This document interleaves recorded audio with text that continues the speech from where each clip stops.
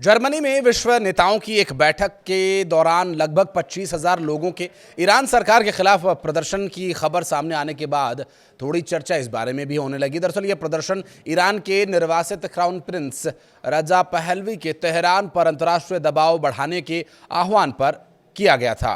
ढोल बजाते और सत्ता परिवर्तन के नारे लगाते हुए ये लोग सड़कों पर उतर आए। शनिवार को म्यूनिख में हुई एक विशाल rally global day of action का हिस्सा रही, जिसका मकसद देशव्यापी घातक विरोध प्रदर्शनों के मद्देनजर ईरानियों का समर्थन करना था। उन्होंने लॉस एंजल्स में, टोरंटो में प्रदर्शनों का आह्वान किया। पुलिस ने एक पोस्ट में बताया कि प्रदर्शनकारियों की संख्या लगभग 25,000 तक पहुंच गई, जो आयोजकों की अपेक्षा से कहीं अधिक थी। शेर और सूर्य के प्रतीक चिन्ह वाले हरे सफेद लाल झंडे लहराते हुए विशाल भीड़ ने बदलाव बदलाव, सत्ता परिवर्तन के नारे लगाए। ईरान ने 1979 की इस्लामी क्रांति से पहले उस झंडे का इस्तेमाल किया था, जिसने पहलवी राजवंश को उखाड़ फेंका था।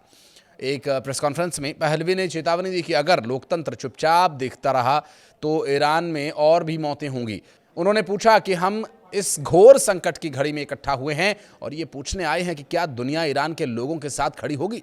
उन्होंने आगे कहा कि ईरान की सरकार का अस्तित्व हर तानाशाह को एक स्पष्ट संदेश देता है कि काफी लोगों को मार डालो और तुम सत्ता में बने रहोगे। म्यूनिख रैली में प्रदर्शनकारियों ने ईरान को फिर से महान बनाओ लिखी लाल पट्टियां पहन रखी थी और जो अमेरिकी प्रेसिडेंट डोनाल्ड ट्रंप के समर्थकों के द्वारा पहनी जाने वाली MAGA टोपियों की नकल थी। टोपियां पहनने वालों में अमेरिकी सीनेटर लिंडसे ग्राहम भी थे, जिन्होंने भीड़ को संबोधित किया और इस दौरान उनकी टोपी पकड़े हुए तस्वीर भी ली गई। रैली में कई लोगों ने पहलवी की तस्वीर वाले पोस्टर लहराए, जिनमें से कुछ ने उन्हें किंग कहा। ईरान के अपदस्थ शाह के बेटे पहलवी लगभग 50 वर्षों से निर्वासन में हैं, लेकिन वे खुद को ईरान के भविष्य में एक महत्वपूर्ण भूमिका निभाने वाले के रूप में स्थापित करने की कोशिश कर रहे हैं। ढोल और झांझ बजने के साथ ही भीड़ ने ईरान के लिए पहलवी और ईरान के लिए लोकतंत्र के नारे लगाए। कहा कि हमें बहुत उम्मीद है और हम आशा करते हैं कि शासन में बदलाव आएगा। ये बात दानियाल मोहताशमियन ने कही, और जो कि स्विट्जरलैंड के ज्यूरिख से ईरान के अंदर दमन का सामना कर रहे प्रदर्शनकारियों की ओर से बोलने के लिए आए हुए थे।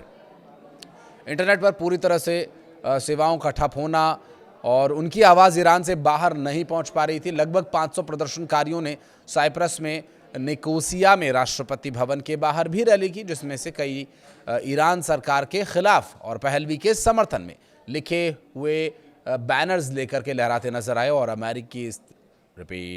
अमेरिका स्थित मानवाधिकार कार्यकर्ता एक एजेंसी का कहना है कि पिछले महीने हुए प्रदर्शन में कम से कम 7,005 लोग मारे गए, जिनमें 214 सरकारी बल के जवान भी शामिल हैं।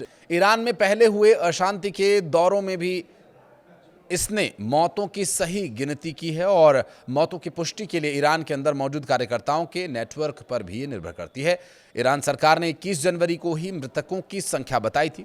इनमें 3,117 लोगों के मारे जाने की बात भी कही गई थी। ईरान की धार्मिक सरकार ने अतीत में अशांति के दौरान हुई मौतों की संख्या कम बताई है या रिपोर्ट ही नहीं कराई गई।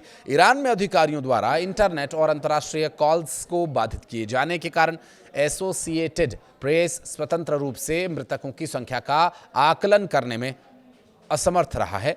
ईरान के नेताओं पर ट्रंप का दबाव फिर से बढ़ गया है, जिन्होंने अमेरिकी सैन्य कार्रवाई की धमकी दी है। ट्रंप चाहते हैं कि ईरान अपने परमाणु कार्यक्रम को और कम करे। उन्होंने शुक्रवार को सुझाव दिया कि ईरान में सत्ता परिवर्तन सबसे अच्छी बात होगी जो हो सकती है। शुक्रवार को म्यूनिख में भी ईरान को लेकर के विरोध प्रदर्शन हुए, जो शहर में यूरोपीय नेताओं और वैश्विक सुरक्षा हस्तियों के वार्षिक सुरक्षा सम्मेलन का पहला दिन था। ईरान के विपक्षी समूह Peoples Mujahideen Organization of Iran, जिसे मुजाहिदीन खल्क के नाम से भी जाना जाता है, के समर्थकों ने प्रदर्शन किया।